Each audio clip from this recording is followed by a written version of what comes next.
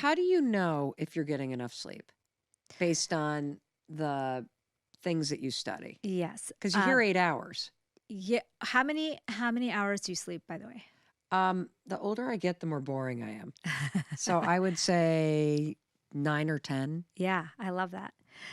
People who sleep less than 6 hours have higher mortality. They have lower mood, and they are hungrier, as we said, with the leptin. Huh. What you want to do is really to realize how much sleep you need is when you sleep without an alarm. How many hours do you sleep? And not when you're sleep deprived, but Oh, I bet I sleep 10 hours. yeah, If I don't have an alarm on, I sleep way longer than I think I'm going to. when you look at the last couple of weeks of your life, Yes. the best days, the when you felt the most refreshed, the best mood, Or were the days I got the highest amount of sleep. that's By how far. much that's how much sleep you need. And every American that's listening to this is going to be like, I can't sleep that much. But you think about your best days of your life happened when you slept adequately. It changes your hunger hormones. It changes your hormones in general, for women, especially as we get older. This is important. It changes your mood. It changes your ability to make decisions Yeah. and your interactions with other people. So why would you want to skimp on that? Why would you say that you'll be like everybody else, sleep when you're dead? When you look at the data says opposite. It says if you don't sleep, you'll be dead much earlier. That's true. If you don't sleep, you will be more depressed, more anxious, have more hunger and craving signals. You are going to be a version of yourself that is a shell of what you want to be. So one final thing that I think would be extremely helpful to people. Let's assume that we went to bed early and we wake up and we get a good night's sleep. Can you walk us through what you would recommend the eating routine, or what is on our plate and when are we actually eating? Okay. For Mel, complete hormone balance. Yes. Okay. So as you know, everybody is different and Yep. their life circumstances are different. Every time I do this, people say, oh, but I work night shift or Right. I have little kids. I get it. Like I had many years where I didn't get enough sleep, where I didn't get enough sunlight, where I couldn't make the best decisions because I was just so pulled in, all the different directions. Uh-huh. So I get it. But we didn't even talk about circadian rhythms, but Mel, sunlight and darkness run our bodies. We have internal clocks in every one of our cells. So routines are excessively important Okay. in terms of our mood and our body, our nutrition. So when you wake up in the morning, you want to get sunlight. I have a rule that I learned from someone online. Basically, I did this for a few days and I felt the best I've ever felt. And I'll tell you what it is. When you wake up, instead of scrolling your phone, Yep. checking your messages and your emails, go get sunlight first. Sky before screens. Oh, I love that. So sky before screens is how you should start your day. Your body is wired to see sunlight in the morning. Even if it's a cloudy day, it just has to be bright light. Okay. You can just walk outside. For me, it's my back door. Just walk out for a few minutes. It could be 2 to 10 minutes. You could do, for me, I'm usually just in my pajamas. So I'm coming back in and getting ready for the day. Okay. So you don't want to have food or caffeine in the first 45 minutes of your day. Why? I'll tell you why.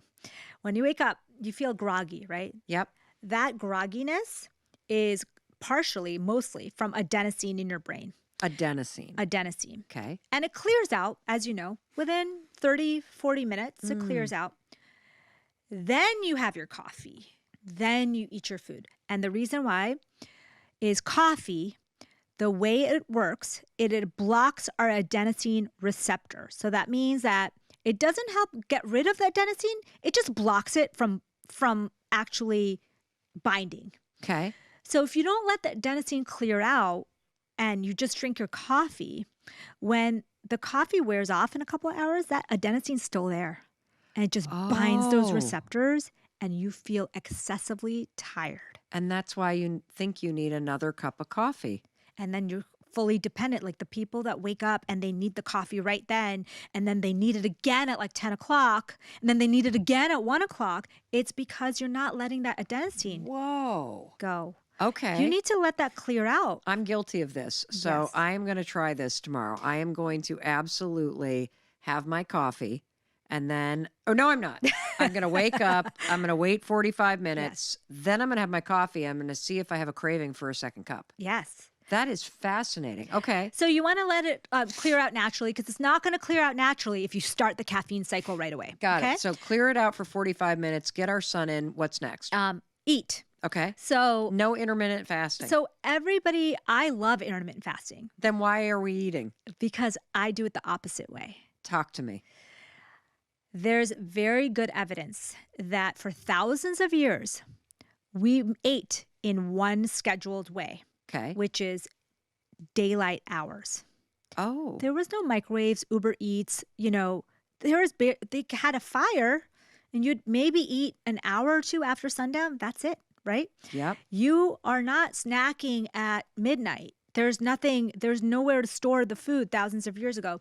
Our internal clocks are set so that when melatonin hits 2 to 3 hours before bed, your organs shut down. You cannot process sugar as well as you did. You can't take it into your muscles. You are not you're not releasing digestive enzymes. So basically, when you're eating late at night, you're waking your body up in the middle of the night and asking it to do a math problem. Your body is going to be like, I don't want to do this. I'm going to make mistakes. Yep. You wake up and you're tired and you're pissed that someone woke you up in the middle of the night. That's what happens when you eat late at night. Holy smokes. You put your body in conflict with itself. Yeah, and so intermittent fasting, everyone's doing it the wrong way. They're eating way late into the night, and then they don't eat all day when the sun is out, right? Like that's the time that your body's ready for food, right? So ideally, you wait an hour because nobody needs to be eating every minute of every day. Yep. Americans we just eat 14 to 16 hours a day. It's just too much, right? So you wake up, maybe you get some movement in, you get your sunlight, you eat about an hour or two even after you wake up. You don't Okay. need to push it to 2, 3, 4 o'clock. Like people are doing this thing. There's good evidence that skipping meals is actually bad for you and that people who do it habitually actually have worse health outcomes, okay? Got it. So eat your breakfast. You want to have a high dopamine breakfast. Yep. Let's have, cottage cheese, eggs, tofu scramble, veggies, nuts, berries. Okay. Great. When do I eat next? Then you Because I'm already hungry. Well, no. Am I hungry right now? Yeah. Would I eat vegetables? I would eat vegetables There right you now. go. So Then that you're must hungry. mean I'm hungry. But I got to have a glass of water first, and then I'm going to ask myself that again. Yes. So See, I'm learning. then you tune in with the inner Mel, the Yep. brain gut Mel. Yep. Okay. So then you can eat when you're hungry. Again, you can use your inner cues. It could be 12, could be 1, whenever your inner cues. Okay. You'll notice your ghrelin is set to on a timer. Every day you'll get hungry at the same time. So hello, ghrelin. Yeah. It just dumped on. It just I think dumped on me. Yeah. So what do you eat for lunch? So basically, lunch is a chance for you to get the healthier you eat earlier in the day, the better your chance of sticking to it. So Okay. they always say exercise and eating healthier foods, breakfast and lunch is your best chance. So for me, Okay. I automated, and I had already talked to you when we had talked before that I try to eat the same things every day. So what do you eat for lunch? So I eat a salad for lunch. I usually put a protein source on it. It could be different beans, nuts, it could tofu, you could do eggs, you could do salmon, whatever you want. Protein and veggies. A salad with protein on it. And I always have a fermented probiotic food with my lunch because that's the best time for you to get in at least 1 to 2 servings of the kimchi, of the sauerkraut. It could be kombucha for a drink, apple cider vinegar in your dressing. Yep. So that's when you have the best chance. Really simple. It Okay. can be very simple. And then your dinner is when you want to eat. If you are Serotonin, someone, baby. yes, you're learning. I'm paying attention. So if I know it's not sexy to say eat carbs, but carbs actually can be very healthy for you, especially in vegetable form, sweet potato, quinoa, whatever it is. You can eat that later in the day if you want to have that big boost of serotonin. And what about snacks? If I'm like legit hungry, but I'm not really craving anything, Yes. but I'm legit hungry midday, what's your go-to snack? So remember that protein has this effect on your body that it tells your hunger hormones to stop. So if you want more leptin, eat more protein. So your snack can be yogurt. Your snack can be a protein shake. Your snack can be a piece of cheese. It can, something with protein, because that will keep your dopamine levels up. Okay. And it will keep your hunger hormones stable. So protein snack, I think women especially, we're eating just too little protein. There is a theory that the reason we get fat from eating ultra-processed food is because it's so low in protein that your brain never gets the signal that you're full. Your protein threshold is never met. Wow. One final thing I want to ask you, because we didn't really cover it, gluten. Everybody I know is gluten-free. Yeah. It's not the gluten. There's very few people who are actually allergic to gluten. It is very common to have GI issues with processed gluten. So when you eat a lot of bread, pizza, carbs, but that's not the gluten itself. It's the fact that you're eating processed food. So gluten gets mislabeled all the time. What I say to people is go gluten-free for a few weeks, 3 to 4 weeks. Okay. See how you feel. When you add the gluten back, don't add back the bread, the cookies, the cakes, and the processed gluten. Add back a small wheat bulgur, like in a salad. Okay. Add back a healthy sourdough bread. Okay. Add back, wheat in small, unprocessed amounts, and then see how you feel. And what I realize is that people villainize gluten all the time. And in America, gluten-free has become such a tagline that those foods are more unhealthy. Oh, because of all the processing. Look at you, Dr. Amy. Is there anything else on this topic that we did not get? I think we covered so much. I think, like you said, and I have taken this to heart, is that there's no pill that's going to save you. There's no person that's going to save you. When you learn about all this, when you actually listen to your own self, you're going to be the one who saves yourself. Can you explain why we sleep and why it's so important? It's a great question, actually, not stupid at all. It's something that we've been looking for an answer to for the last 50 years, probably 70 years, and actually longer than that. Wow. But it's not easy to come up with an answer because there are so many answers. There's so many things happening during sleep that can't happen at any other time, that new answers keep bubbling up. So sleep is great for the immune system. It's great for cognition. It's great for the emotional system. It's great for growth and repair. What is the difference between being awake and being asleep? Like, is there like a physiological or neurological difference between the two? Yeah, it's huge, actually. So when we fall unconscious and into sleep, neurotransmitters, chemicals in our brain completely change their composition. So there's a set of neurotransmitters that are associated with wakefulness and being able to attend to the environment, have conversations, think thoughts.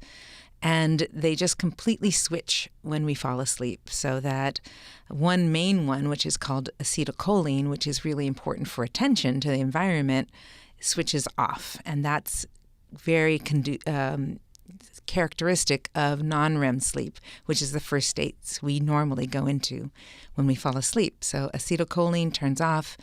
in animals that sleep unihemispherically. What? Okay, that's a big word. What is unihemisphere? I can't even say the thing. Seriously.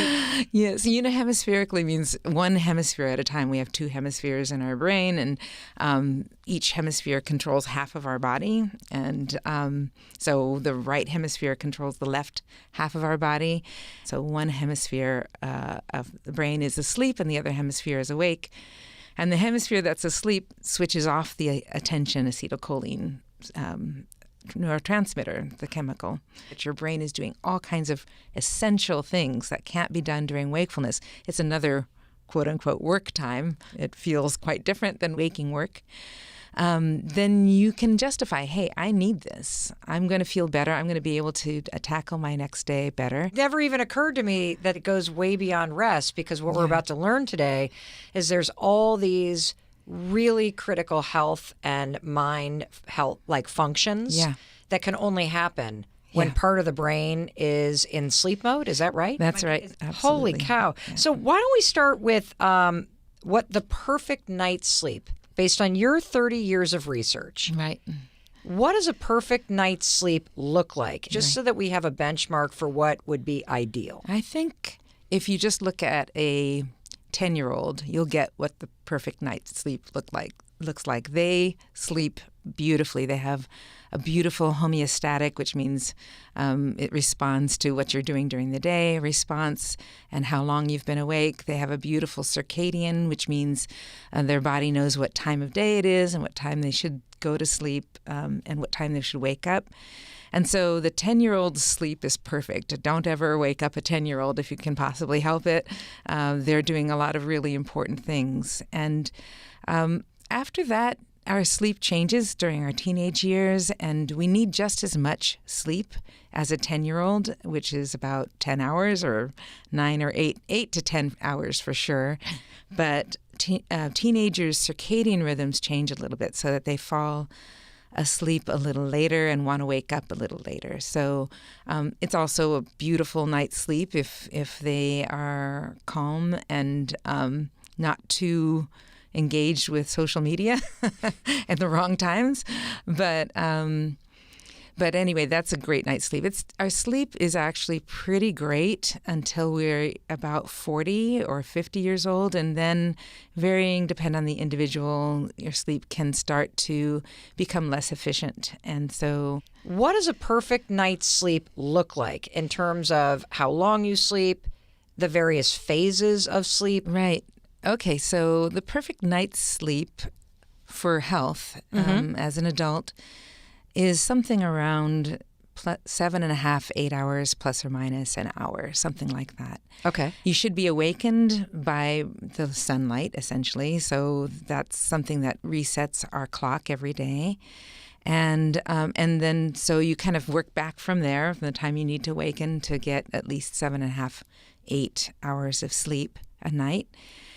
Different people need different amounts of sleep. Some people need more like 9. Some people are fine with 6 for a while. How do you know? You just have to know from your own body. Some people, if they get 6 hours of sleep, they know already immediately when they wake up and going throughout the day, it wasn't enough. And so your body will tell you. And other people, wake up at 6 hours and they're fine. They feel great. And one way to know is how sleepy you feel during the day. Okay. Yeah. You already said one takeaway that I want to make sure that you listening got from us, which is you start with the time that you want to wake up. Mm-hmm. And then you roll the clock backwards, and you're basically saying that it's 7 to 8 hours, give or take an hour. Yeah. So you roll the clock backwards, probably 7 to 9 hours. Yeah.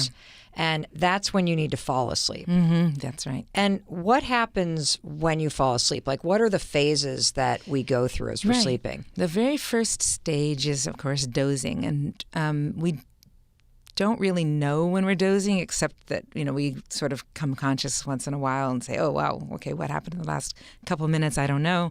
Because our memory starts not recording what we've been doing. And that lasts on average about 2 minutes before, for example, if you're reading a book and you fall asleep reading the book, you won't remember the last 2 minutes of reading. Or if you're listening to a podcast, you won't remember the last few minutes of the podcast before you actually fall asleep. Or if I was talking to my husband and next thing you know, he's snoring. Right. He doesn't remember the last minute and a half of what I said. That's exactly.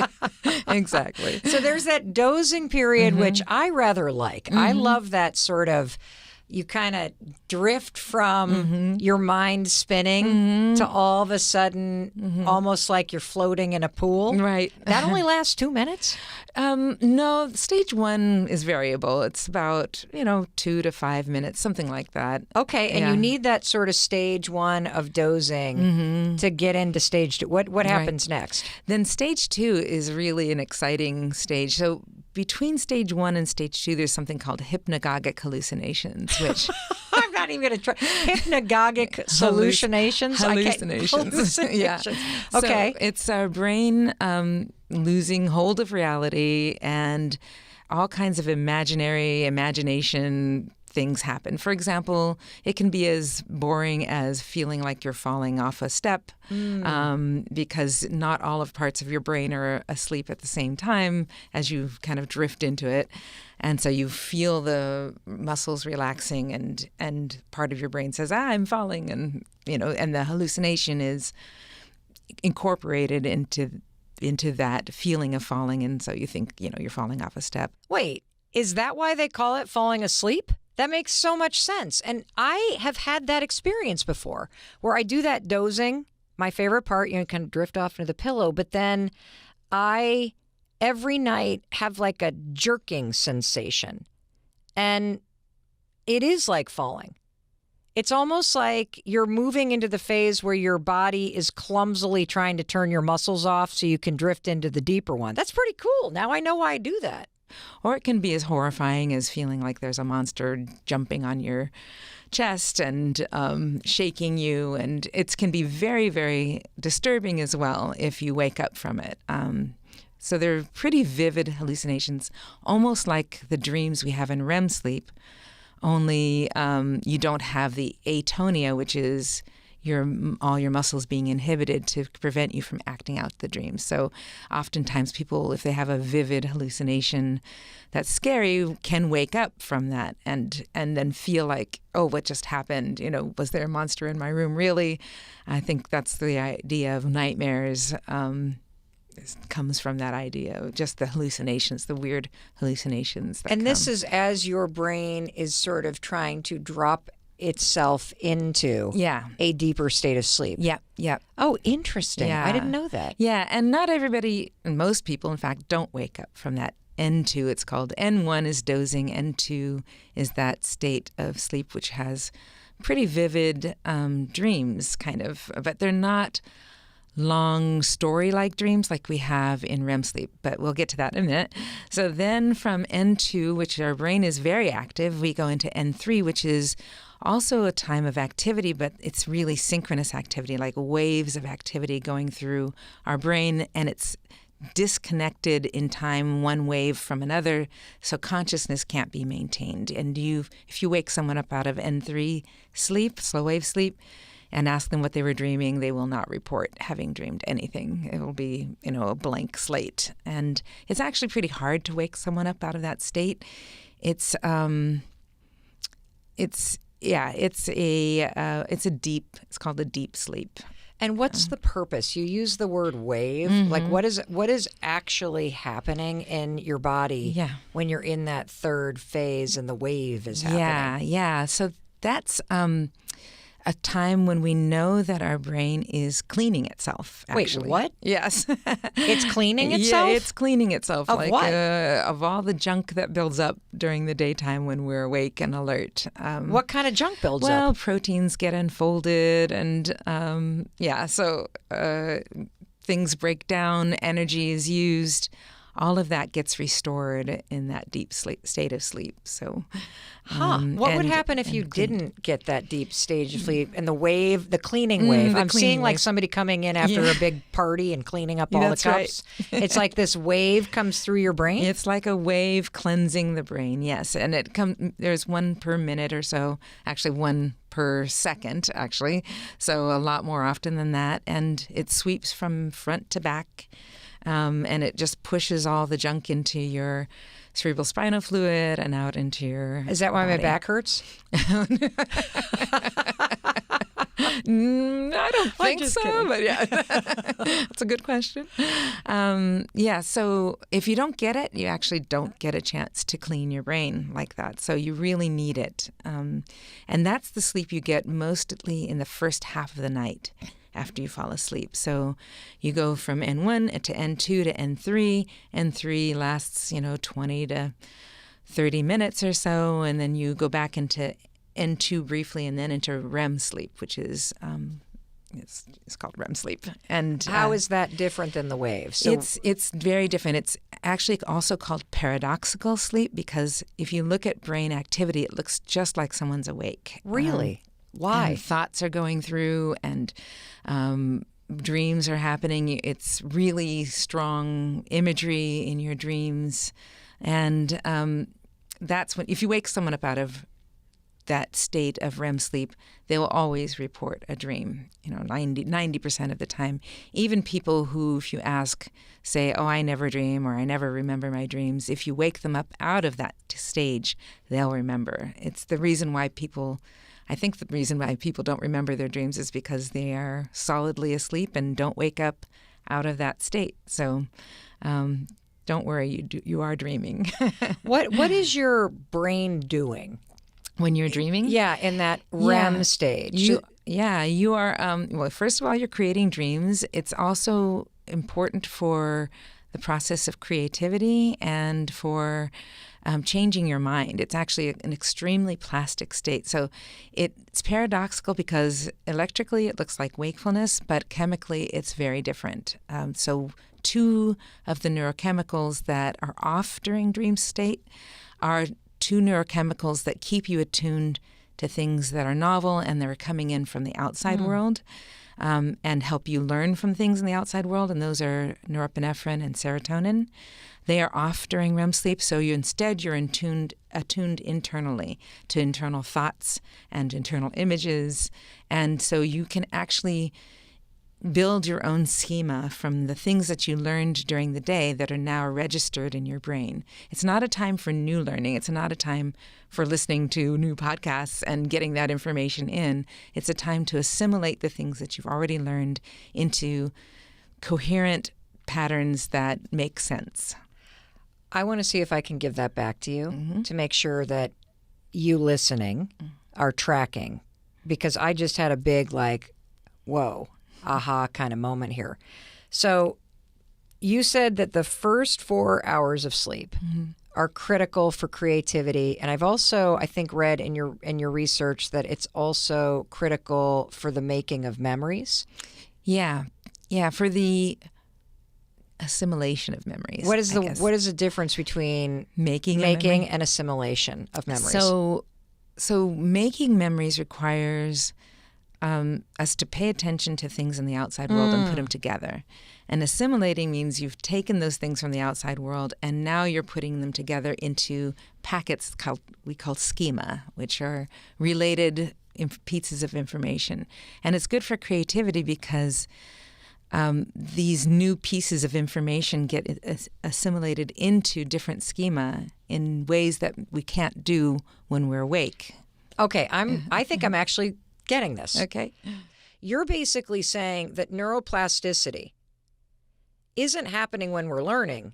The neuroplasticity is happening when we're sleeping. Mm-hmm.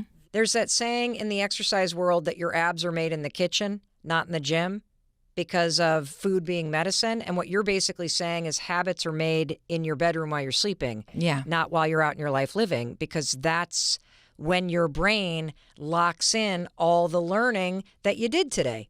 That's so freaking cool. The chemicals, or I don't know if that's the right word, but the chemicals in your brain, which are serotonin and norepinephrine, or however you say it. Norepinephrine, noradrenaline. Noradrenaline, that's easier for me to say. Noradrenaline, they're not present, which means you're only tuned into the information that is in your brain and your body from your experience today. Yeah. And because those two chemicals aren't present during this sleep cycle, your brain is locking in these new patterns and habits and skills and memories. You're calling them, from an academic standpoint, like each one of these memories or this new skill or this new neurotransmitter that gets created is a schema. Yeah, it goes into a schema. Schema are things like, what is Christmas? There's a whole host of things that are associated with Christmas, or, what does summer mean? And there's a whole host of things, and that's a schema into which a lot of things get built. Yeah. Oh, I understand. So it's almost like our own internal search architecture. Yeah. I think about it like Legos, Yeah. Summer Lego box has a whole lot of little Lego cubes in it of different colors, and you can create different things. Yeah. This is really cool.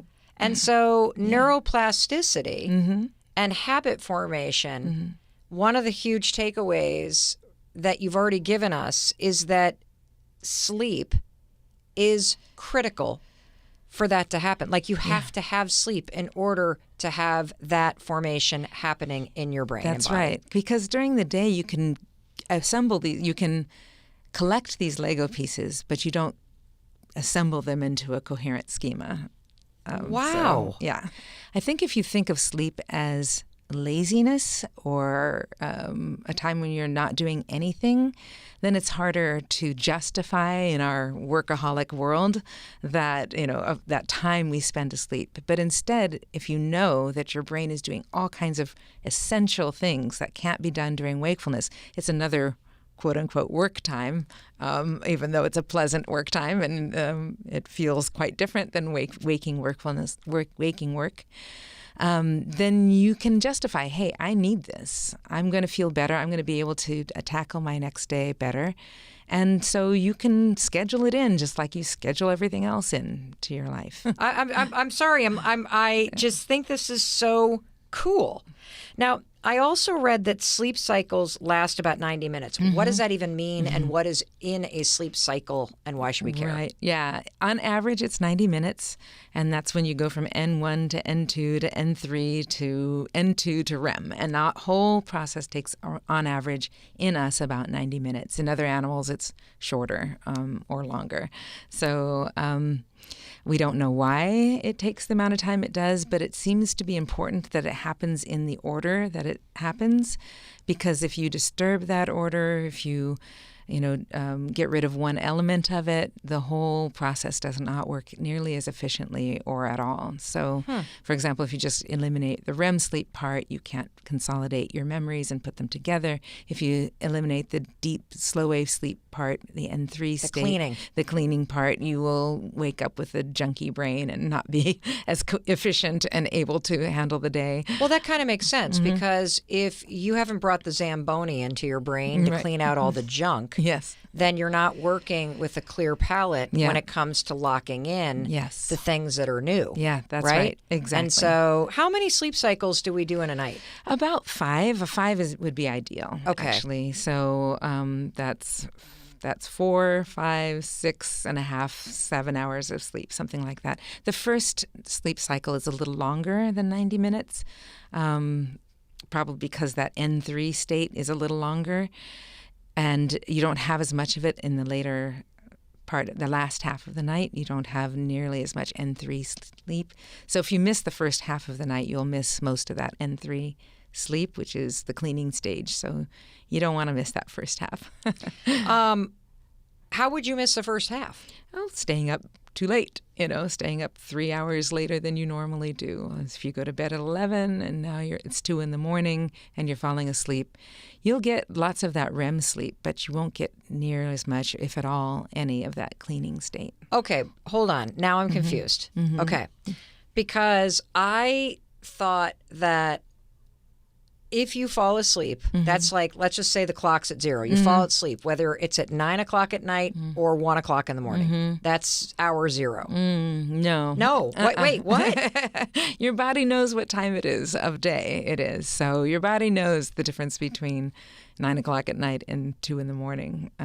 So if you chronically go to bed late, your brain is jumping to the second half of sleep? No. Okay. How would you, like, because I don't understand how you would miss Right. the wave coming through and cleaning your brain out if it Right. typically happens in the first. So if you go to bed late chronically and Yes. wake up late chronically, Yes. then your body says, okay, it's aligned with your wake up time. It's actually what it aligns with best is the light that you're exposed to during the day. Okay. What is the purpose of the second half? The second half is for, I like to think of it as more creative. It's creative part. It's emotional resolution and creative building of new schema. Or so the first half of the night is, let's do a little correction. It's more for kind of locking in, like you said, strengthening and sealing the things that you learned during the day. But the second half of the night, or REM sleep more like, every REM cycle is more for building new schema and making new connections and changing your mind and resolving the emotional aspects of your memory. So, for example, if you remember a painful event, whether it's emotionally painful or physically painful, that happened a year ago or 10 years ago, you will want to remember that because it's adaptive and it's good to have those memories. But you won't want to recall, when you're remembering the event, the actual pain. You don't want to feel the pain again, either emotional pain or physical pain. That's not adaptive. You don't need that part of it. And so in our research right now that we're doing in collaboration with a few other laboratories, we're discovering that it is that REM sleep period, specifically the REM sleep period, and you get much more of it in the second half of the night, that helps to separate out the novelty and the immediacy and the physical reality of the emotions of those memories from the facts, the semantic facts that you put together that you can recall for the rest of your life. And that's what happens normally. But people who have insomnia and they don't have good quality of REM sleep, their norepinephrine or noradrenaline is too active because they're too anxious while they sleep, then they don't have that distancing from the immediacy and the saliency and the sense that it just happened today. So that's what we're looking into. That's right now. really profound and exciting in terms of that kind of insight, because if you think about it, I would imagine it's also applicable to somebody that has a lot of trauma. Yeah. It is. Somebody that has a lot of chronic pain, that all of that is a very real, lived, stored experience in your body. Yeah. And if your brain is not able Yeah. to get that 7 to 9 hours of sleep where it can do all of this functioning for a health and a mindset and neuroplasticity. I mean, I think the implications of that, because what you're basically saying is that having good sleep habits and consistent sleep habits actually can help you heal. Yeah, absolutely. Yeah. Not only can help you, but it's necessary. It's necessary to heal. It's necessary to heal. How does breathing impact your sleep? In terms of insomnia, there's 2 times it can manifest, and insomnia affects about 30% of the population, Wow. and 10% have it chronic. One is that we go to bed at night, but we don't fall asleep readily. Typically, we should fall asleep in a few minutes. That's an ideal situation. But if we have overstimulation of the mind, we're not going to fall asleep so readily. So it's very important to be able to go into relaxation before we go to sleep. Now, that would involve, I would say, use blue light filter glasses and follow sleep hygiene. Your bedroom is cool, it's airy, it's dark, and all of that stuff. But also, we need to tell the body that we're going into rest and digest.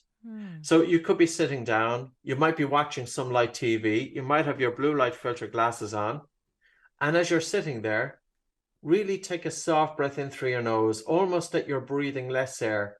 And that's what I would like you to do. You're taking a really soft breath in through your nose, and you're having that light and a really slow, relaxed, gentle breath out. And then when you need to breathe in again, instead of taking your normal 100% of the breath, maybe take in about 70% of the breath in. And then a really soft and slow, gentle breath out. And the whole aim is to breathe about 30% less air into your body than what you're normally used to. You know you're doing it correctly if you feel a slight air hunger. Now, as you do that, pay attention to the saliva in the mouth. So we'll continue for 1 more minute. I would like you to underbreathe, Mel. I would like you to breathe in a way that you feel that you're not getting enough air. How do you do that? Take a very, very soft, gentle breath in, almost as if your breath in is imperceptible, and a really relaxed and a slow and a gentle breath out. So gently soften and slow down your breathing so that you're taking 30% less air into your lungs. If you get stressed, just take a rest. But keep working on this, because now what you're doing is you're telling the brain that everything is okay. And pay attention then to the saliva in the mouth. When we get stressed, our mouth tells us, because our mouth goes dry. When we are ready for rest and digest, rest, we feel sleepy. Digest, we have increased watery saliva in the mouth. So when we alter our breathing, we're stimulating the vagus nerve, which is secreting that neurotransmitter acetylcholine, which is telling the heart to slow down. The brain is interpreting that the body is safe. And the brain is also spying on our breathing at the same time and interpreting that the body is safe. So we feel sleepy. And we do this for 10, 15 minutes before we go to sleep. I know that you recommend people try this tape on their mouth when they sleep. And I tried it for the first time last night. I did not have this fancy O-ring, so I used packing tape. I know that that's probably not what you recommend. And when I pulled it off this morning, I think I gave my upper lip a wax. But I put it from the nose down so that the sides were exposed, and I learned something really interesting. I put the tape on my mouth so that I would be cueing myself to nose breathe, and it's how I sleep. And I'm a fantastic sleeper. And I realized I sleep predominantly with my mouth closed. And my husband, on the other hand, he has this sound that he makes that goes, it drives me freaking crazy. I know it's sleep apnea. I also know that 1 billion people around the world have obstructive sleep apnea. 1 billion. How does this nose breathing improve even people's lives with obstructive sleep apnea? Okay. So obstructive sleep apnea is when the person stops breathing for 10 seconds or more during sleep. That would be an apnea. Or a hypopnea is when there's a reduction in the flow of their breathing due to partial collapse of the airways, that their blood oxygen saturation drops down by about 3 or 4%.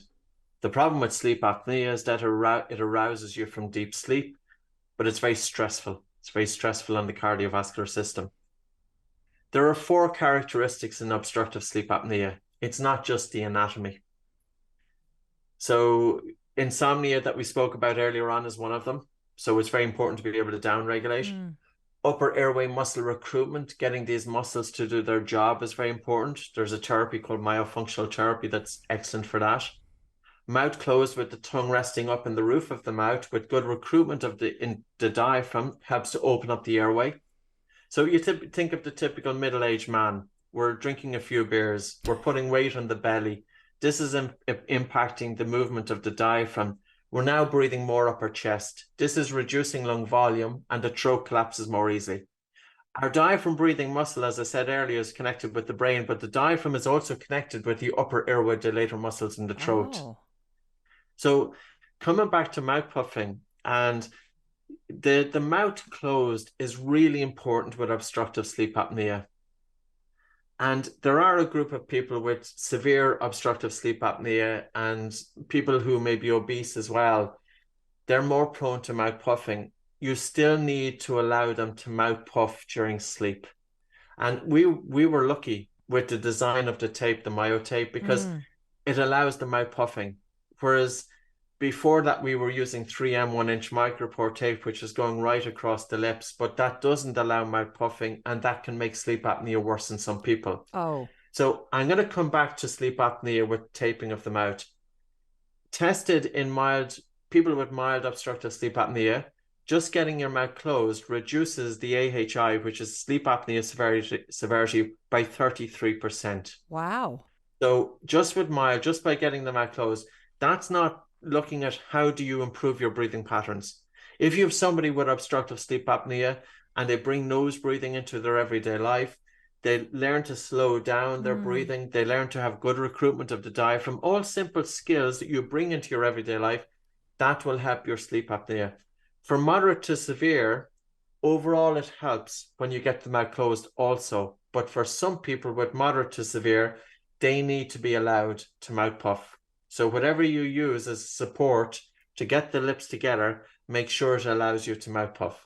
Got it. Well, I'm going to make sure to tape my husband's mouth with your tape, and I'm going to stop shoving him or pinching his nose when he goes poof, poof. Patrick, you are a gift to all of us. You have just given us all a free tool that we were born with to activate our natural intelligence, to lower our stress, to get better sleep, to be more present in our lives, and to learn how to access the profound power of breathing in and out of your nose, low and slow. For the travel day, wear the stretch pants. Okay.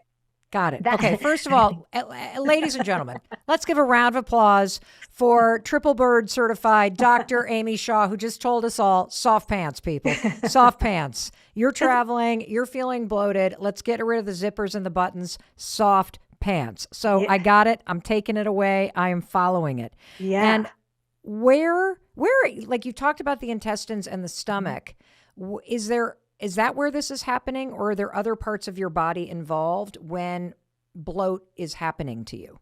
Yeah. From the minute you take food in, right, you're chewing your food, the bloating can start to happen there. You know, we all know with gum, with sparkling drinks, these are foods that can cause bloating because you're swallowing a lot of air Wait, what? from the time you put it in your mouth. Did you know Gum this? causes bloating?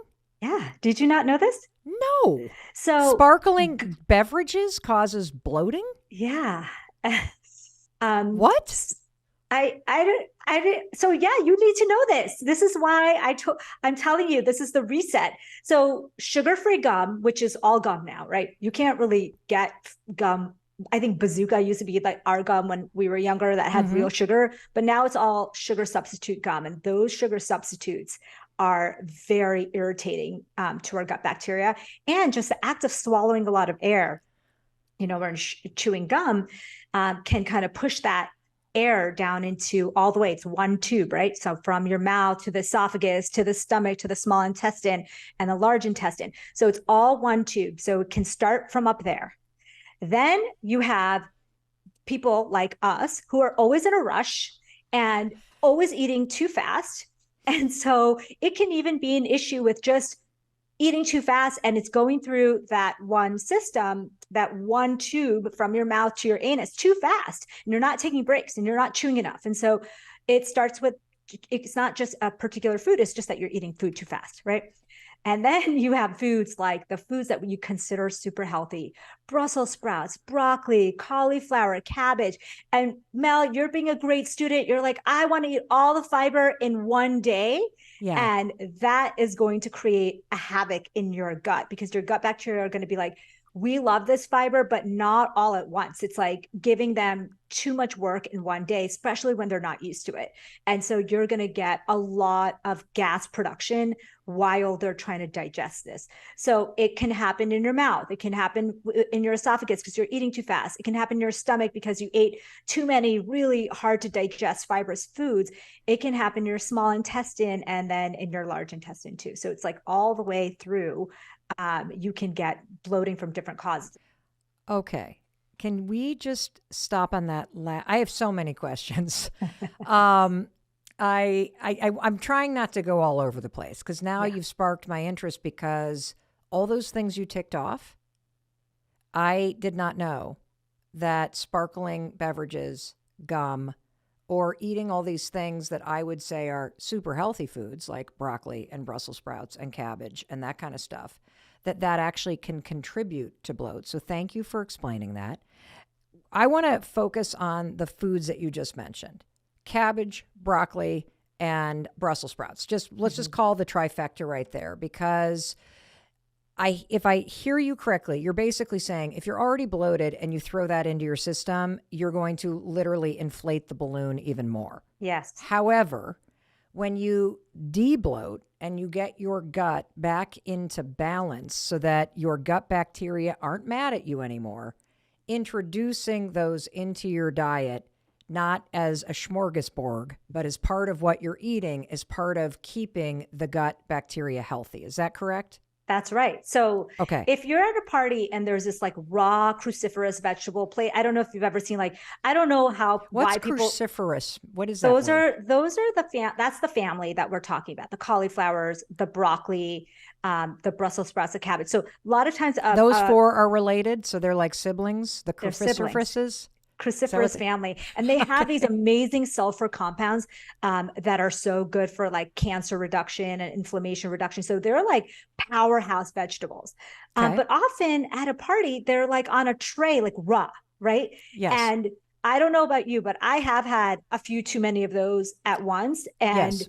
you definitely feel it. So what I would say, if you're already bloated, don't go to the raw vegetable tray and pick up the cauliflower and the broccoli, because you're just going to really hate yourself later that night, because it's going to start to digest and produce all this gas. And I'll tell you who else is going to hate you? The person you're husband. sleeping next to, because you're going to be lifting the sheets up as you're farting so you don't create like a hot box That's in there.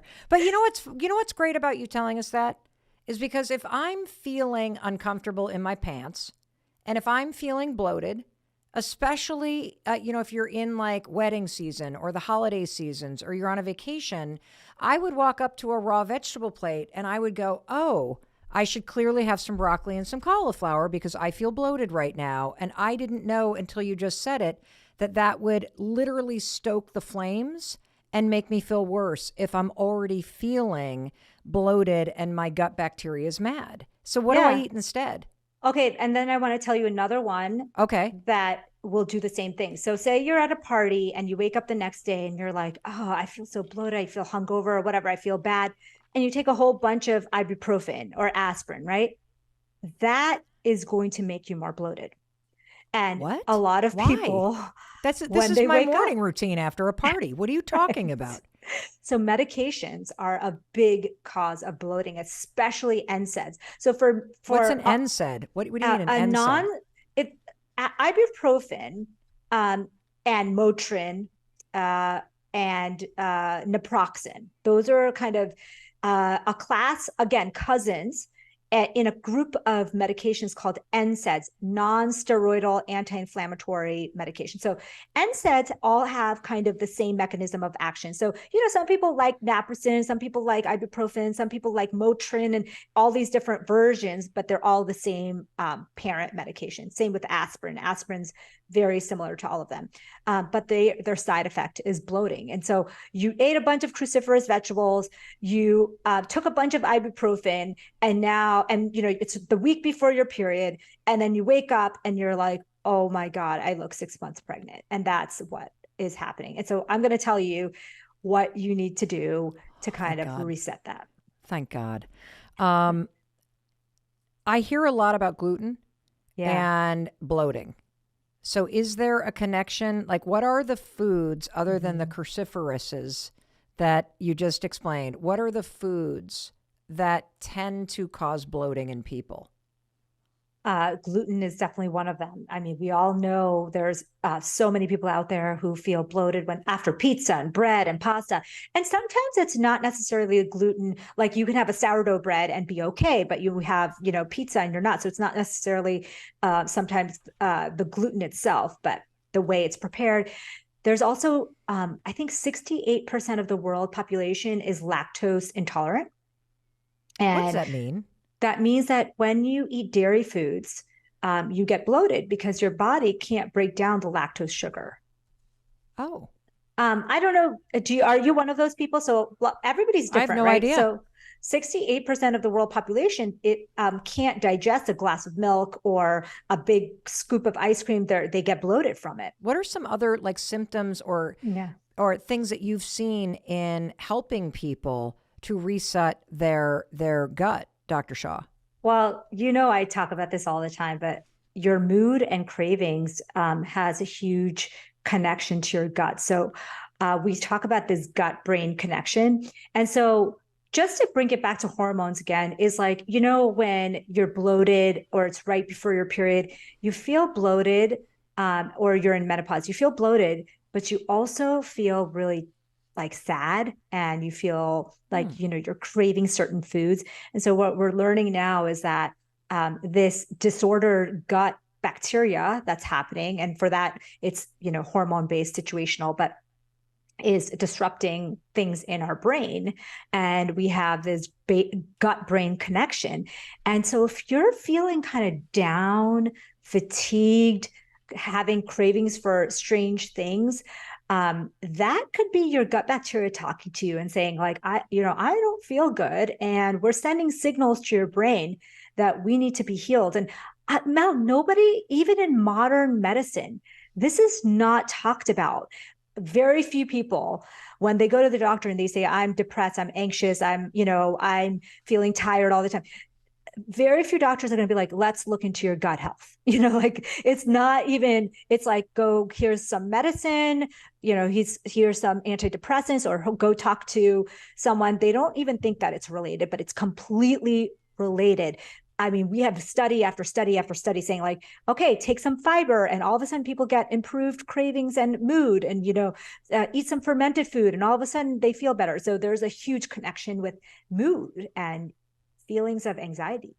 So, Dr. Shaw, what foods make you bloated?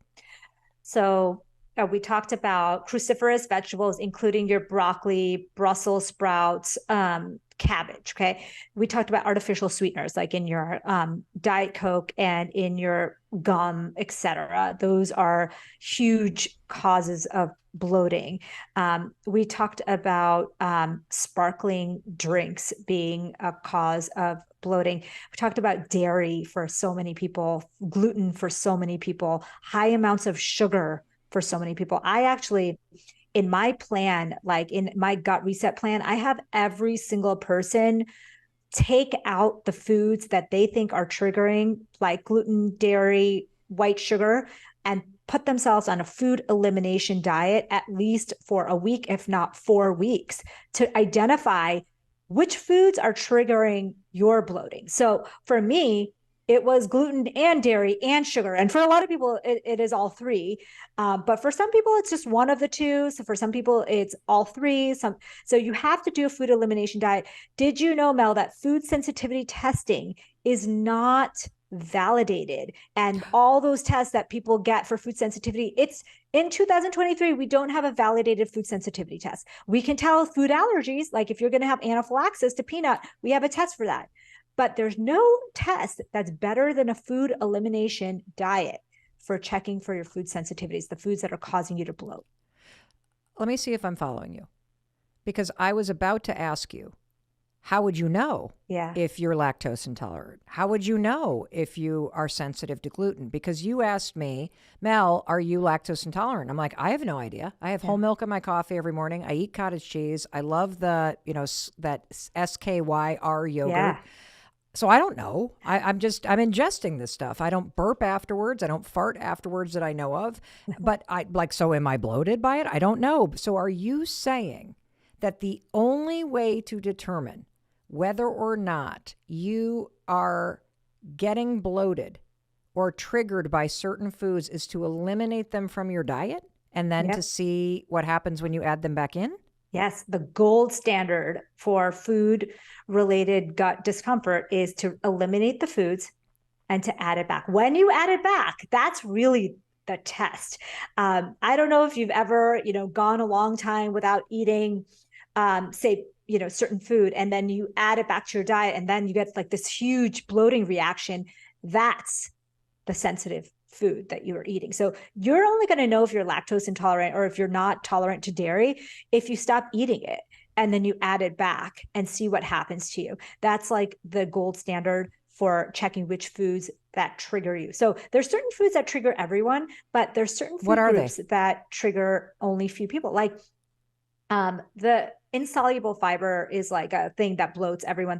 What is insoluble fiber? So you know those vegetables that I was talking to you about, the raw vegetables. Yes. So they're made up of insoluble fiber. They have there's soluble fiber. So for example, things like baby spinach that's cooked really well, right? That has a lot of like soft fiber is how I would think about it. And it's easier to digest for the body. Whereas a raw broccoli or a cauliflower has a lot of insoluble fiber, and it's really hard for the body to digest, and it takes a lot of work. It's like marathon training. Like eventually you'll get there, but you don't want to start with huge amounts in the beginning. So, and then, alcohol. Let's talk about. Oh, do we have to? Come on, this is coming out during the holidays, Dr. Shaw. Yeah, but I mean, no, seriously. No, let's talk about alcohol, because the truth is, I have this love-hate relationship with alcohol where I tend to go for periods where I don't drink at all, and I feel 1,000 times better, and I sleep better, and I know it's better for my health. And then particularly around the holidays or in the summer or, when we're celebrating something, I'll have a drink, and the next thing you know, I'm kind of sliding into drinking a little bit more frequently. And I definitely notice I don't sleep as well. I definitely notice that I'm tired in the morning. I have not really noticed bloating, but maybe I'm not understanding the signs or the symptoms to look for. Well, let me tell you the problem with alcohol. The problem with alcohol is that, number one, a lot of us are ingesting it later in the evening. And so I told you that our body, just like our brain needs sleep, our gut bacteria need sleep as well. They need rest. If we're eating big meals and lots of drinks late into the night, you're already shortchanging your growth hormone, your cleaning, all the things that happen during the night in your gut. And so you're just more likely to be bloated in general. It doesn't mean that every single person is going to wake up the next day bloated. It's just contributing to this overall circadian rhythm misalignment that we have in our world. People are going days without seeing natural light, and then they're eating really late at night with bright lights, right? Like we're in this world where our circadian rhythms are getting thrown off all the time. And one of the biggest causes of bloating is that we're eating late at night and we're drinking alcohol late at night. So not only does alcohol cause bloating, it also is usually consumed later in the evening, closer to bedtime for a lot of us. Now, there are people who have it earlier in the day. And I would say if you are going to have alcohol around the holidays and you are trying to, manage your bloating and just in general, better health, start earlier in the day. And that way your body has time to kind of metabolize it. It's not going to disturb your sleep as much, and it's not going to disturb your gut health as much. What would be your recommendation for how much time you need between your last meal and your last drink with calories or sparkle in it, right? Whether it's alcoholic or not. And when you fall asleep, like, do you need like 3 hours, 2 hours, 5 hours? Like, what is going to help your gut process what you ate and drank, and then also get the rest that it needs, which helps your gut bacteria not be so mad at you? Yeah, exactly. Our gut bacteria are our biggest allies, right? We want them to be our friends, and we don't want to starve them to death and kill them in all these ways that we're doing. Fasting, at least circadian style. So something natural, like, taking a break from food for 12 hours, which sounds like it's nothing, but most Americans are eating 16 hours a day and just taking a quick break for 8 hours or less. So we want to extend the time that your gut gets rest. So it might be 2 to 3 hours before bed, you stop eating and you're only drinking water or decaffeinated tea, that kind of thing, clear liquids.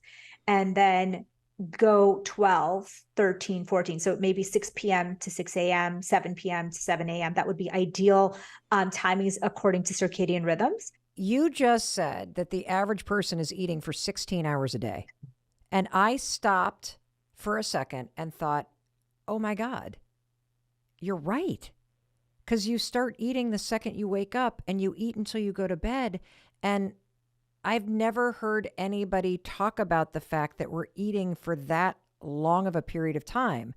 And I've noticed that whenever we talk about intermittent fasting or fasting for a 12-hour window as a health and digestion and a gut bacteria tool, people go crazy, right? Yeah. About, oh, yeah. But when you focus on the fact that it's not healthy to eat for 16 hours a day either, I mean, that was sort of a aha moment for me. Me too. When I read the circadian rhythm data that says basically the Nobel Prize in Medicine a few years ago went to the scientists that were looking into how circadian rhythms actually run our bodies, that 80% of our body's functions work on circadian rhythms. This means that our gut needs rest, our gut bacteria needs rest. Like when it's dark outside, that is a time that our body switches into a different mode.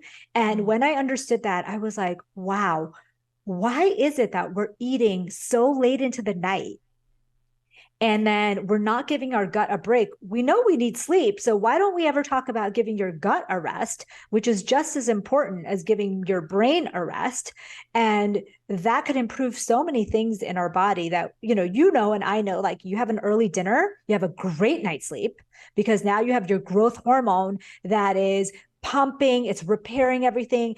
You wake up and you feel like a different person, like $1,000,000, right? And we know that, but we still don't do it. In America, at least, we don't do it. And so I think the circadian rhythm science is just going to get stronger and stronger because people just still are starting to understand what an impact that's going to have. Taking a break, just a break. It's not intermittent fasting per se. It's just being, it's how our bodies were designed. I mean, thousands of years ago, you didn't have Uber Eats to call at like midnight.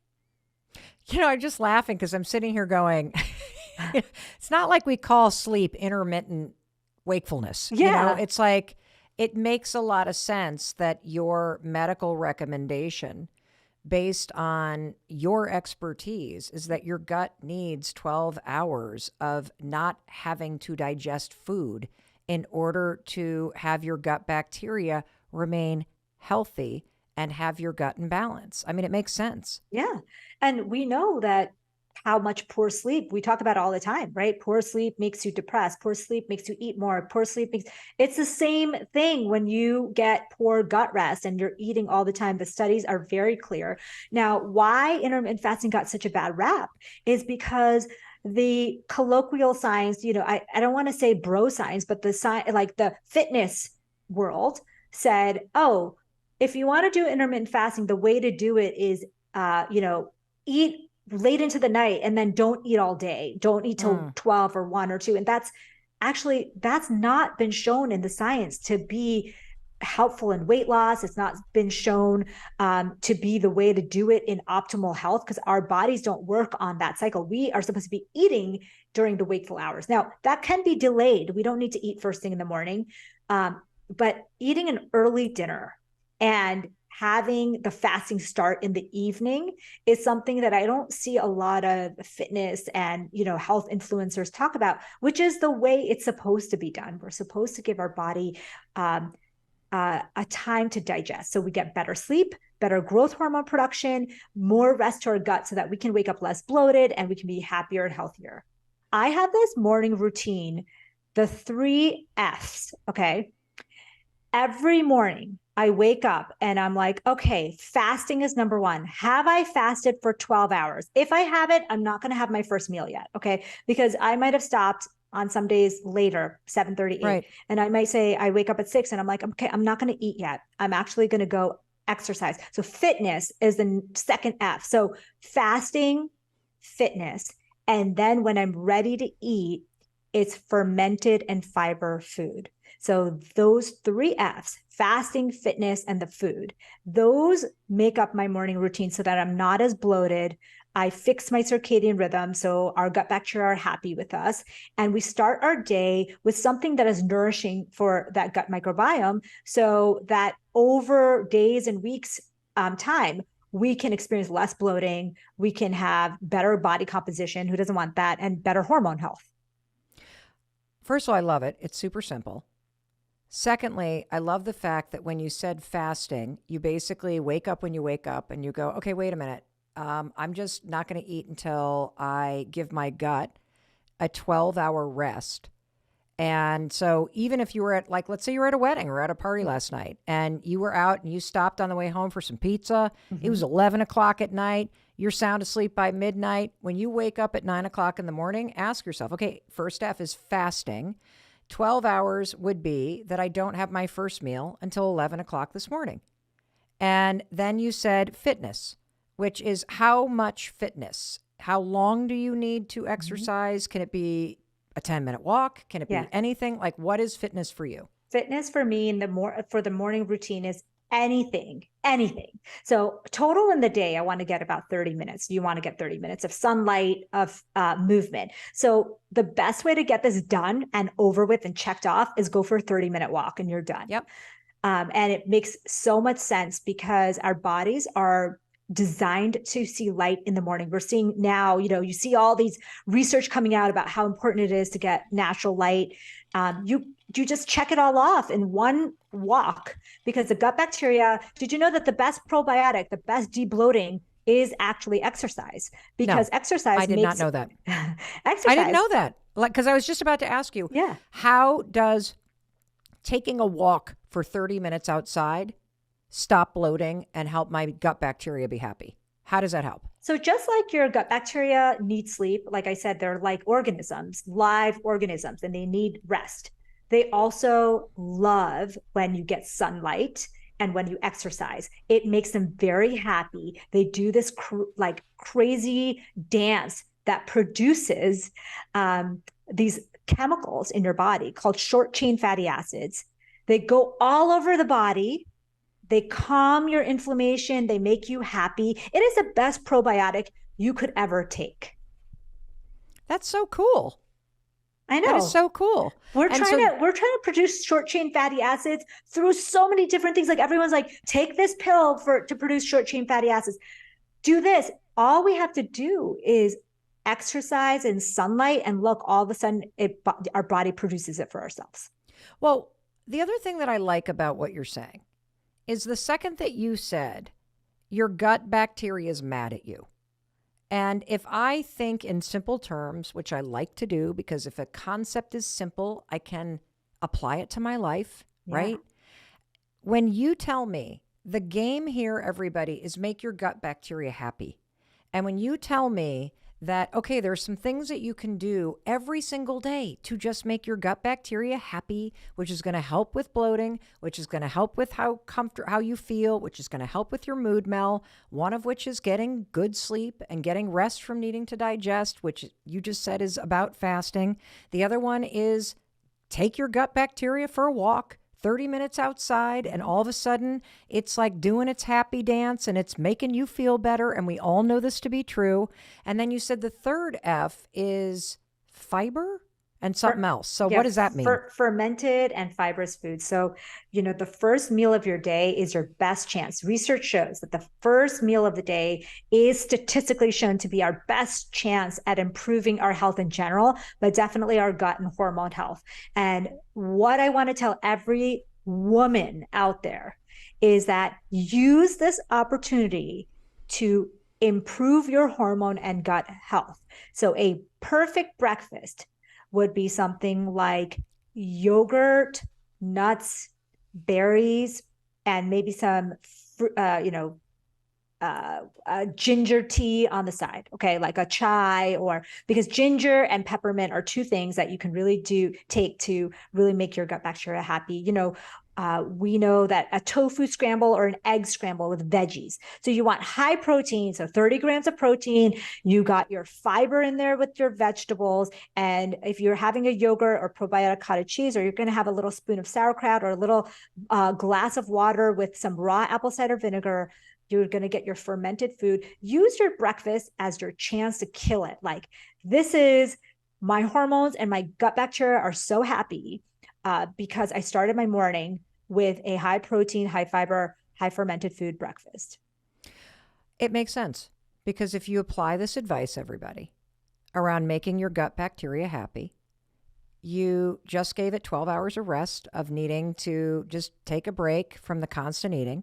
You then made it do its happy dance with the walk, right? And the sunlight. And now the first thing that you're putting in your stomach is not something that is going to cause all kind of gaseous, I don't even know if that's a word, but you know what I mean. It's not going to make the balloon inflate.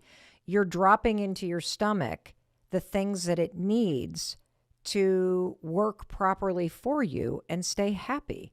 And that makes a lot of sense. Can you just give everybody a quick list of all the health benefits that happen when you embrace what you're saying and you start embracing a protein forward diet, and you prioritize exercise that strengthens your muscles? What are the health benefits and the cognitive benefits of doing this?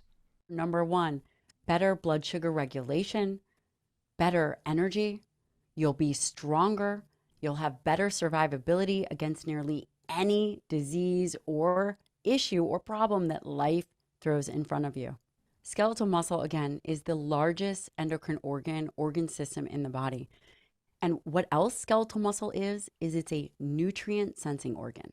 It senses nutrients. Blows your mind, right? It actually senses the quality of the diet. It senses the protein quality of the diet, which is incredible. And one of the things that happens as individuals age is that efficiency of sensing protein and those amino acids decreases. So how do you overcome that? And what does it look like when that efficiency decreases?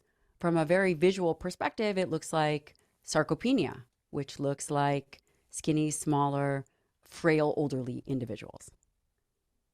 But you can overcome that efficiency issue and make older muscles act like younger muscles by increasing dietary protein.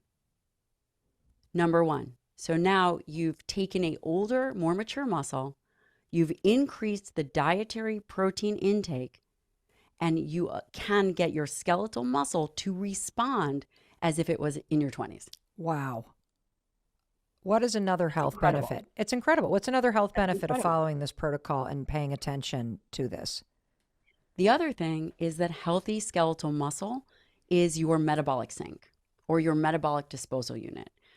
You'll go to your yearly doctor and they'll say, here's your blood sugar, here's your triglycerides, here's your cholesterol. The biggest way you can make sure that those numbers are exactly where you want it to be is by having healthy skeletal muscle. So number one, we take care of skeletal muscle and we improve its efficiency. Efficient muscle is healthy muscle. Number two, we use skeletal muscle, healthy skeletal muscle, to make sure we don't get diabetes or insulin resistance and all the things that come alongside with that. So that's number two. Number three, healthy skeletal muscle makes us strong and capable, which I would say arguably that's the obvious. And of course, healthy skeletal muscle is some tissue. It is the tissue that you leverage through exercise to improve brain health. You know, we talked about those secreting molecules, those myokines. When those myokines are secreted through exercise, they also impact the brain. So it goes, which is incredible. And this is where some of the confusion comes into the space, because you're hearing a lot of, quote, longevity experts saying, cut back on dietary protein, you're going to live longer. Okay, well, let's say potentially that would be true. Let's just say for fun. Number one, how much longer do you think someone is going to live with no or low healthy skeletal muscle mass? Not very. That's right, because I didn't tell you the other thing. I think we're at number 5. 5 Yeah. of the other thing is that if you get injured, if you get an illness, what do you think your body relies on to protect you? Where do you think it pulls from those building blocks, those grains of sand? Where do you think it pulls from? Your muscles. That's right. Do you know that if an individual were to get cancer, one of the things that they oftentimes pass away from is this thing called cancer cachexia, which is this highly metabolic state which ends up destroying skeletal muscle. You cannot survive without skeletal muscle. The list of benefits from the long term is absolutely, I'm sure you're just getting started. Can you give everybody a sense? If you were to make this change of having protein forward, we're going to explain this more, and you were to start resistance training, what are you going to feel day to day? Like, what are the benefits of doing this almost immediately on your day-to-day life? If you get your first protein meal right, you will feel better immediately. I mean, it might not be in the first 30 seconds, but after that first meal, you will have more energy. You'll have better blood sugar regulation. You will feel better. Just, anecdotally, we've seen it. And not only anecdotally, we see it in the literature. If you design a diet that is protein forward and balanced with carbohydrates, meaning you're not having too much carbohydrates, so you're not going to have this huge ebb and flow and crash where all of a sudden you're reaching for cupcakes or donuts, which you better not be at 10 a.m. But if you were, and then the other aspect of that is you will not be hungry. You are using nutritional science to leverage willpower. Ooh, that sounds sexy. Let's use nutritional science to leverage willpower, everybody. I want to keep digging into the protein. And I think that that's really important to understand, because the average American, by the way, the average woman is getting around maybe 60 to 68, if I'm going to be generous, grams of protein a day. And how many do we need to be getting as women? I recommend 1 gram, close to 1 gram per pound ideal body weight. What? Yeah.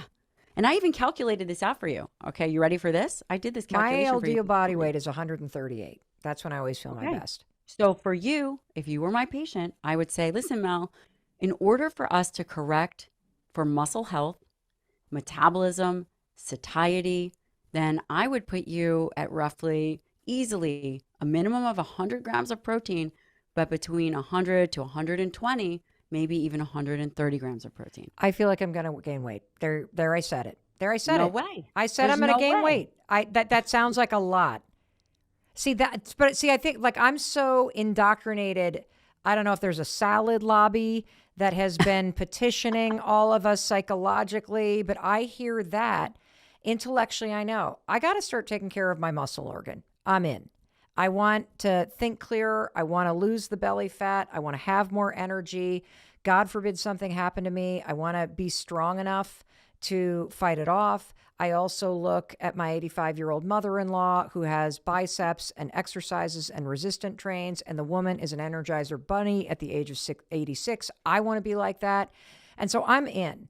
The second you said, Mel, it's between 100 and 130 grams of protein a day, I'm like, I am not becoming a weeble wobble on legs, Dr. Gabrielle. Not a And I chance. think that's First off, exactly what a lot of us women who've been socialized to think that we have to be thin, that's our reaction.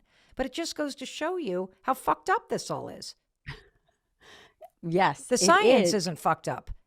Our psychology and the mixed messages and the diets we've been sold and the fact that I'm just going to speak for me, but everybody listening has no idea that this is what your muscles do.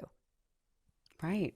And by the way, I calculated the amount of calories that we would be talking about so I could clarify it for you. Okay, Are you ready? lay it on me. So let's say you increase your dietary protein to 100 grams of protein a day. Okay. That would be a total of 400 calories. Wait, what? Now, What are you that's it. eating?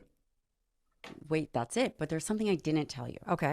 What I didn't tell you is that the thermic effect of food, or this thermic effect of feeding, meaning when you eat dietary protein, it because of its impact on muscle, increases metabolism. So while you're thinking, well, I'm going to eat 100 grams of protein and I'm going to get 400 calories, sometimes, depending on how you dose it, you will use 20% of that energy to just metabolize that protein. It would be very difficult to gain weight. And it would be so difficult to gain weight, you are not going to put on weight from increasing your dietary protein. It would be, and in fact, the studies show that. So they've done overfeeding protein studies. Do you want to know what happens when people, quote, overeat protein? I do. Their body compositions get better. And you know what that means? It means they lose fat. So by eating more protein, the research shows in all these studies and in the work that you've done for 20 years that when people focus on muscle health, resistance training, and a protein-forward diet, they lose fat. They lose fat. Obviously, calories have to be controlled, but they lose fat and they gain muscle. You gain tissue, your body composition improves. Yeah. I just had this visual that traditionally, we keep thinking about this in reverse, everybody. You're focused on losing fat when you should be focused on gaining muscle. And when you gain muscle, you actually lose the extra weight that you don't want. And I keep thinking about the fact that you look at somebody that's sedentary or heavy and you see the extra weight that they're carrying and you think about, okay, well, how am I going to get them to diet and do stuff so that we can get rid of that weight? And what I just got is inside that body is an organ called muscles. There's the architecture of a healthy human being. And you can activate the healthy human being that is inside the unhealthy body. And as you start to really strengthen your muscles, we'll get into resistance training in a minute, that starts to emerge from the inside out. Yes. And yes. all of the extra weight and all of the disease and complications and symptoms that come with having what is an insufficient muscular system.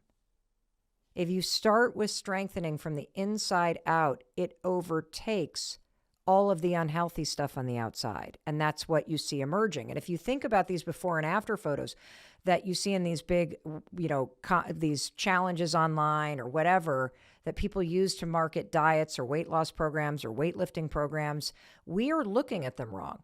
Because what we're thinking that somebody is like somehow dieting and shrinking. What you're actually seeing is the muscle health emerging. Yes. I just got it. You got it. That is so cool. And it's not about what we have to lose. It's about what do we have to gain. It's this way of leveraging your system to create flux and movement so then this healthy body emerges. Why is this so important for women specifically? I think women have really gotten this constant narrative about, oh, you've hit menopause. Now you're going to have a menopausal belly and you're going to gain about 30 pounds and it's going to be, this is how it's going to be. That does not have to happen. There are ways in which you can manage your body composition through diet and training. Again, we are leveraging protein and food as medicine and movement as medicine rather than taking something external. I mean, I guess food would be technically external, but here's what I would tell and why it's so important for a menopausal, postmenopausal woman. There is a natural decline in these hormones, estrogen, progesterone. There's an imbalance of testosterone, which can affect body composition. But one of the ways it affects body composition is we move less. We are less active. The way to combat that is through, very simply, doing some kind of resistance training, which simply means, again, against an external load. It doesn't have to be complicated. And it's not necessarily as difficult as people think. I've been seeing patients since 2006. I have seen a lot of midlife women. And I've seen a lot of success. Okay, what do we do? Dr. Gabrielle, I just heard, did you hear that? That was women in 194 countries around the world turning up the dial. What do we do? Here's what they're going to do. They're going to make it super easy. Their first meal of the day is going to have between 30 and 50 grams of protein. Easy. I don't care if it's a whey protein shake. I don't care if it's Mel's pea protein shake. I don't necessarily want it to be collagen, because collagen, while great for other things, is not great for muscle health. Okay? So Got it. collagen is a different, separate kind of protein. It has a protein score of what is considered 0. It's still great, but we're not gonna put it in the category of muscle health. Thank you for saying that. Because here I am making my smoothie, and I'm adding the mushroom stuff for the hot flashes, and I'm adding the protein powder, and I don't even know if it's got the lupin thing in it. Then right. I put in the collagen because A, I'm like hair and nails people, and 2, I'm thinking that's another 10 to 20 grams of protein, so I can put that in the 50 protein column. And what you're saying is, Mel, that is good for your hair and nails, but when it comes to complex amino acids, that protein scores a big fat eh. So Correct. now I'm learning something. This is really Oh, good. you're like a pro, homie. You are a pro. Thank you. So all these women in a million different countries, you've got your dial turned up. You're going to make it so simple. This is legitimately fail-proof. You are going to have between 30 and 50 grams of protein at that first meal. Got it. Then if you were saying, well, Gabrielle, Doc G, I want to add some carbohydrates, I'm going to say, you know what? Go right ahead. You're not going to have over 30 grams or so of carbohydrates for that first meal, because we don't want to kind of skew this insulin and give you this robust response. Again, I'm giving broad generalizations. Got it. Okay. But, we're just going to define it and design it so that people can execute right away. Great. You can have a little bit of berries. You can mix it in water. You can mix it in almond juice or whatever it is that you want. Something not major that is calorically dense. Okay. You've done that. You're doing great. Another meal, maybe you want some kind of smaller meal in the day. Maybe it has 20 grams of protein and 20 grams of carbohydrates. What does that look like? That could be 3 eggs. It could be your chicken salad. It could be whatever it is that you want. I'm not so crazy about that one. Love you for that. Thank you. Yeah, you're welcome. The last meal, if you're having 2 larger meals and a smaller meal in the middle, your last meal is also important because you're getting ready to go into an overnight fast. Okay. So you woke up in the morning, coming out of an overnight fast. Your skeletal muscle, your organ of longevity, is primed for nutrients. You stimulate muscle with your dietary protein. You've done an amazing job. You've improved your signaling. You've made your muscle youthful. You are no longer hungry. Your body is now metabolizing things. We're not gaining weight. We are really setting you up for success. Your next meal is a little smaller. Your last meal of the day is going to mirror your first meal. Oh, I thought you said it was smaller. Your middle meal is smaller. Okay, got it. So now I'm doing my 30 to 50. I'm having my protein shake or my hamburger with my salad or whatever else. The last meal of the day is between 30 and 50 grams of protein. You want your burger, you want your chicken, you want your salmon. Great. You have now nailed it. Well, you will, by the way, if people understand the concepts in this book, you will lose body fat by just addressing the dietary component of protein, which is mind-blowing. You will improve your body composition by changing your dietary protein for breakfast. By simply doing that, by swapping out your cereal, by adding in dietary protein, we have seen huge changes in body composition simply by doing that. And also, by the way, some of this data was isocaloric, meaning people both had the same amount of calories. They were both taking in 1,600 calories. And the postmenopausal women, what one group did was change the first meal of the day to have an optimal protein. It was around 40 grams of protein. And then the second group had around, I don't remember exactly what it was, but it was probably closer to 50 grams of carbohydrates and 13 grams of protein, which is what most women are doing now. And the body composition effects were negative for the carbohydrate group versus the protein group. They lost weight. And again, calories were the same. So it was simply changing around the macronutrients. Okay. Can you talk a little bit to the vegetarians and folks that have a vegan diet? Like, what are the considerations as you're thinking protein forward and the amino acid sand particle aspect of the macronutrient in protein? Yes.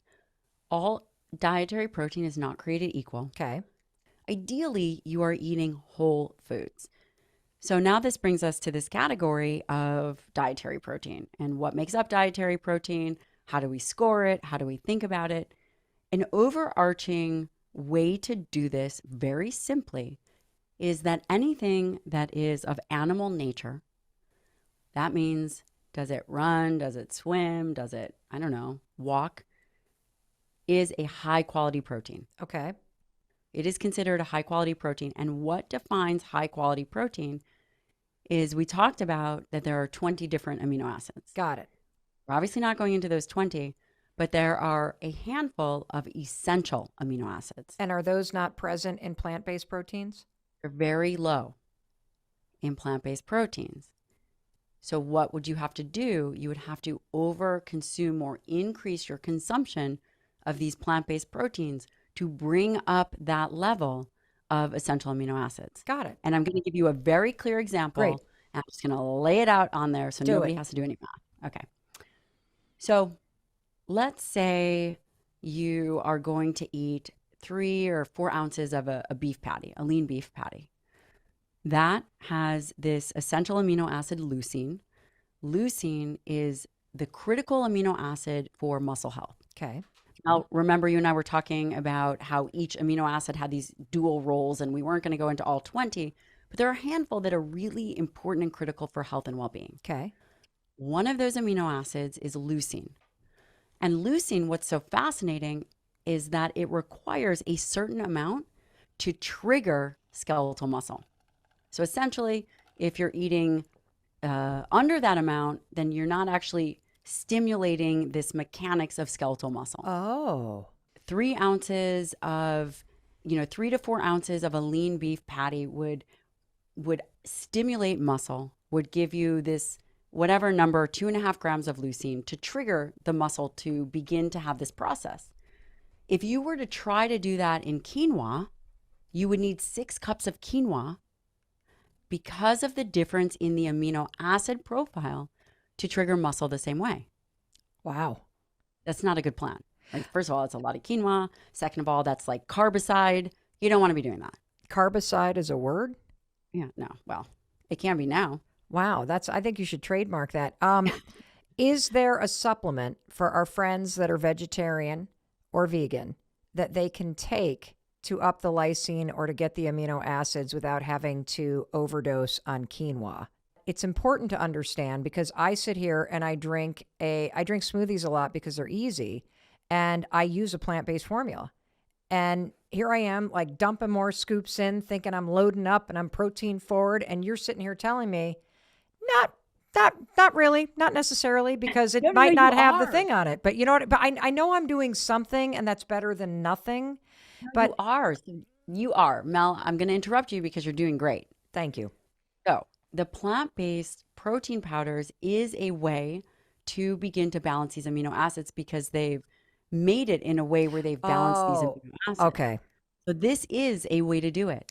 Great. You're talking Not about the if you're doing whole foods, like you got to be If you are really doing whole foods, exactly. If Okay. you are doing whole foods and not adding supplements, you may need a total of 35% more dietary protein.